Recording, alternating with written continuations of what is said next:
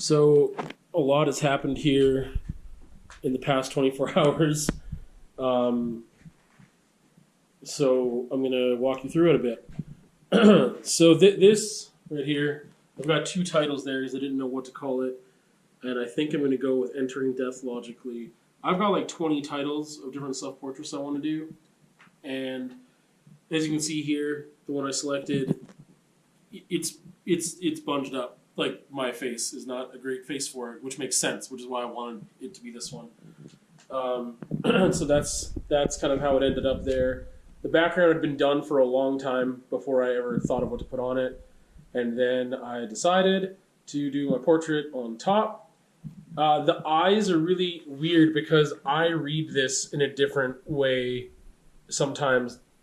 Again, depending on, if you didn't see the reference photo, I think you might think this is different than it is, or like that, like there's an iris and stuff there, or yeah, it's hard to read. I think it almost looks like these are eyes that are like open but hollow, but really those are the eyelids, and my eyes closed, but you really can't tell. Like this is just I think that's where it's going to end up. I think it's done. I think I'm leaving it there.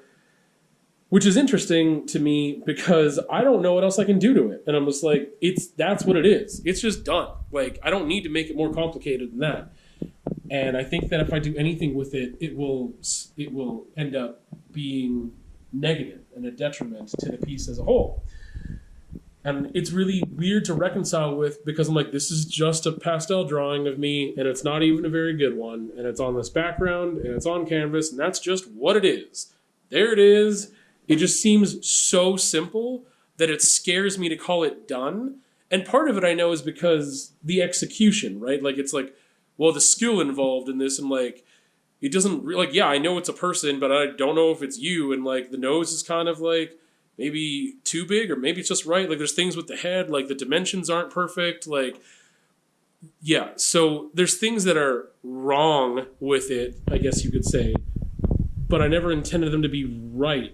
I was just like, I'm just going to draw this. And it wasn't like, I'm going to do it photorealistically. Like, I want it to look like the reference photo to a degree. But again, because there's not enough detail, the eye thing kind of gets lost, I think. But I like it. I like what it ended up being. Much like those portraits of Jordan, they didn't have... I don't even know if I talked about these. Did I talk about these? I should do that right now. Oh my goodness. So, we're going down an art rabbit hole here for the vlog. This is... my friend Jordan. That's why it says Jordan there. And that quote, it's interesting because I would say he's very discreet, but that quote says the opposite. So anyway, it's this blurry photo of Jordan. And I did two paintings. And I think I talked about one of them maybe 2 weeks ago. Neither of them look like the reference photo. In fact, I think they look like completely different people. And the angle of the head on the one on the right is like way different than the reference photo or that one. But I know I just changed lighting on you here, so it's going to be weird. I'm not going to color grade this any different, but different methods and approaches taken to the works. But to me, they are both done. They are complete. They fulfill their purpose. And although it might seem the purpose was to depict Jordan, I guess it's not. Or to depict him in a way, visually depict him. No, that's wrong too. I'm like, imagine if this was an abstract piece that I gave a title and I said, this is Jordan's spirit. And I think that like part of these were just exploring art, and including like, this one, which is accessing the wishing well of gifts unimaginable, your artist self. And to me, these are portraits of an artist. This is an artist's portrait of an artist that just so happens to be his friend. I don't know. I feel like what went into these is incredibly layered and complex.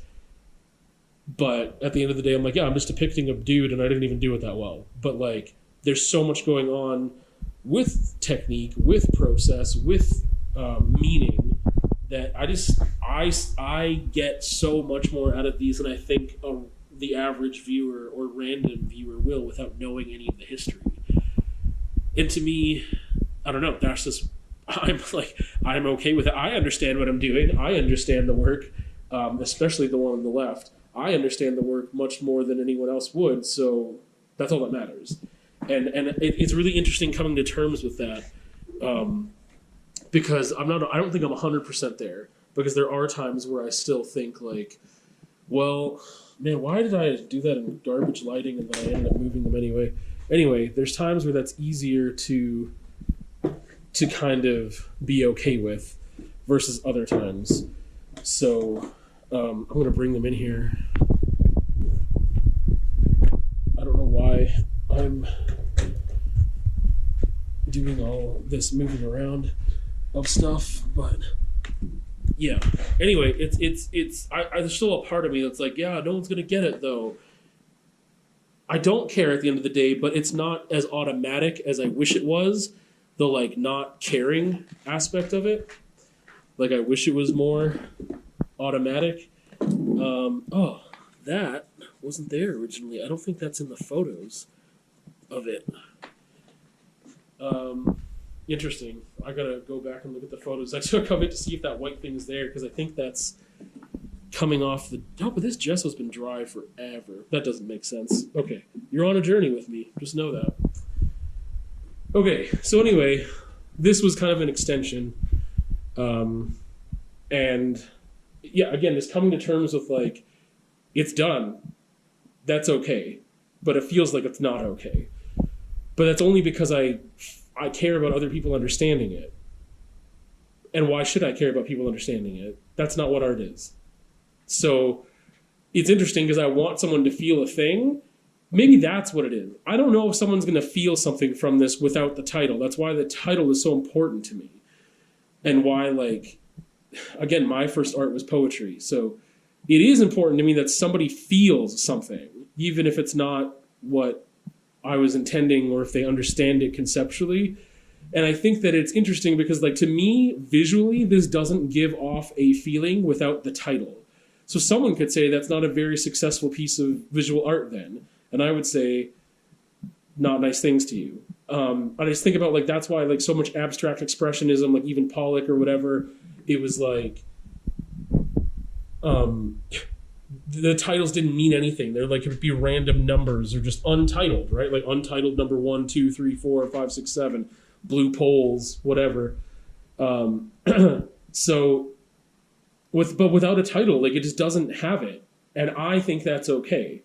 I think that if you know the title and then you look at it, I think you will come to it differently. Versus if you just come to this, you're like, yeah, this is like some weird like crayon drawing that's really good for like a 12-year-old. Like if a 12-year-old did this, that'd be really good. But I'm not 12. So yeah. Anyway, I'm again, like it's a weird coming to terms with, and I think I just have come to terms by talking it out, that like I feel like it's done, so it's done. I need to stop looking at it, thinking, what else can I do to it to make it worthy of being done? It's done. I said it's done. That's it. And anyone else's perception, they have their own, and that's okay too. And they can think that it's not done, and that would be okay because I know it's done. And I think like I want to get more confident doing that as an artist. This piece feels very done, but it's also very layered and complex, just in a very different way. This is like still really two-dimensional, and this is not. And there's just like the collage elements and whatever that I've been doing a lot more recently, whereas this is so simple. So this piece here, it's like I don't know what it's like cardstock-ish, but maybe it was like the cover of an old magazine or something, because it was like thicker. Yeah, it's like cardstock-ish, but it was old. And this was outside the studio. And yeah, Rebecca pointed it out, and I was like, oh, I can use that. And then I brought it upstairs, and I didn't realize I'd end up using it the same day, but I did. So this turned into just its own thing over time that has more concept and stuff than it started with. I created some visual problems. Again, the background was done a long time ago. But yeah, I put this here, and then I had to figure out how to balance it because I put this red thing here too. And I was like, wait, this side, there was burning that happened here, but I put the flower over it. This side was so imbalanced, and I was like, how am I going to fix this? So I created a massive visual problem, and then I mean it was like I don't remember what company it was now, which is good. If I can't remember, then good. But it was like a beauty company, like they make beauty products, and it was like something beauty something. I don't remember what it said now. And so I covered that up. But then I was thinking, I don't know at what point it just kind of came. I wanted to resolve one of my visual problems with this, like, I don't know what to call it, peachy, same thing as this. And it's just one of those things that, like, growing up, I think that when someone said, like, you just called it skin color because everyone's white, apparently. So, like, there's just, like, this really similar tone. I don't even know what it's called for, like, actual. Now I want to find it. Like, what do they actually call it? I'm sure I've got one somewhere in here. Yeah, like this or this. What are they even calling this? Soft peach, almond. So, yeah. I don't know. As a kid, you were just like, can you pass me the skin color or something? And I think when I was really young, I just didn't understand how that's really messed up. But it was like around grade 8. This piece is called Brianna. But it was around grade 8. This kid, Brianna, in my graduating class, she asked me to pass her the skin color. And I was like, oh, do you mean the brown? Because I was like the only brown kid.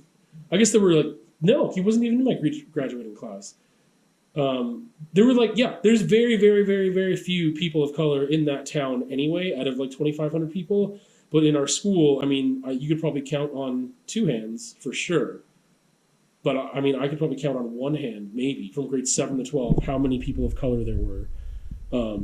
It might take 2 hands, maybe, out of the whole school. So it was just like, and you've got like hundreds of kids there. Anyway, I just thought, I don't know if that entered my mind, and then beauty standards, a bunch of stuff. There's a bunch of stuff going on here.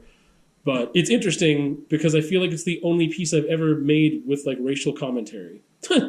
Like, I don't think I've ever made a piece that talked about that before. And now I have. Now, to move on to some other things that happened at the studio yesterday. I'm feeling very, very, very, very anxious. I'm on the edge of doom, actually, as I talk about this. And I made this note, how am I supposed to take one day at a time and plan for the future? Because I don't know how to do both those things. Some of my thinking is very black and white. The majority of it is very black and white, 0% or 100. And finding a balance in between is really difficult. But I also like had this moment yesterday where I was like, tomorrow will come tomorrow. And I like put that smiley face there.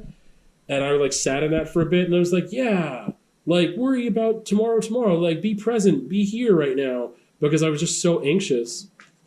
And then it turned into tomorrow will come tomorrow unless you die before then.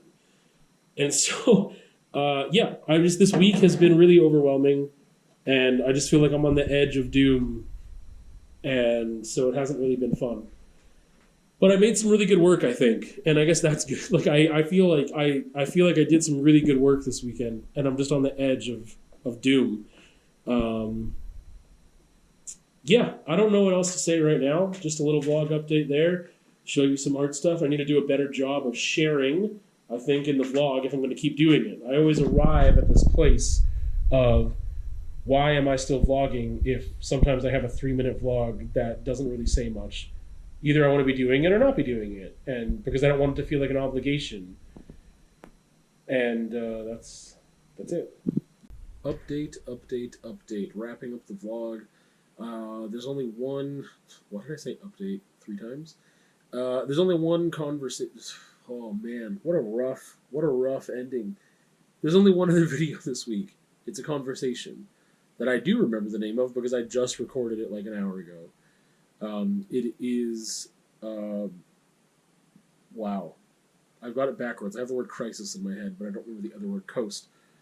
It's about coasting and about being in crisis and about like how I recognize that being in crisis mode or survival mode for so long, I haven't been able to coast and feel relaxed consistently for years, and how ridiculously harmful and frightening that is.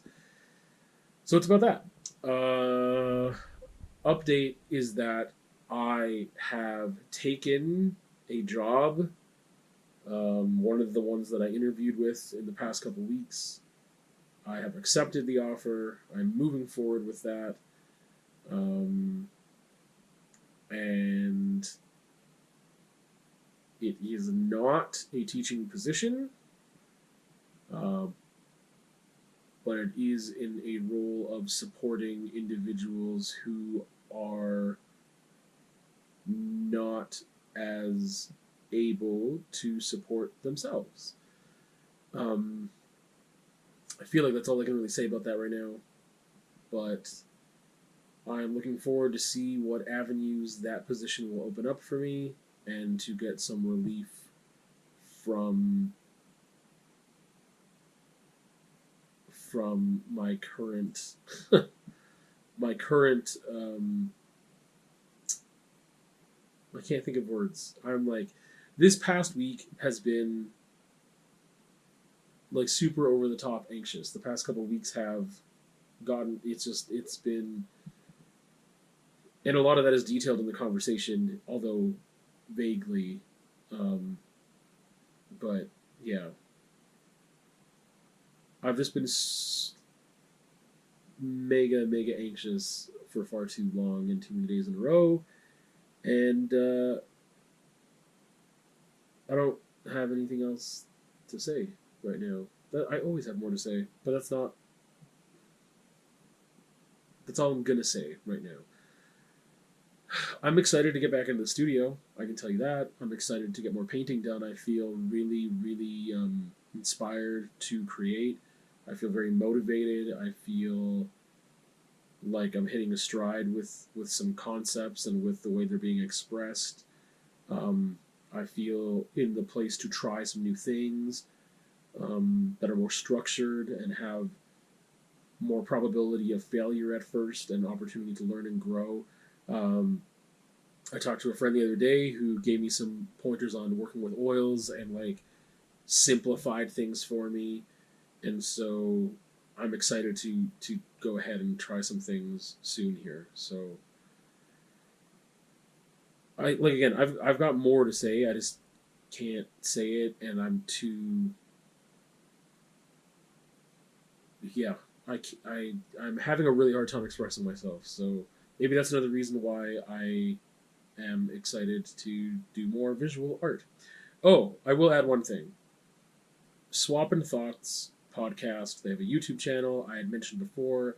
I was a guest and talked about the movie Split. The full thing is up on YouTube now. It's in your RSS feeds as well for podcasts if you're listening to just the audio.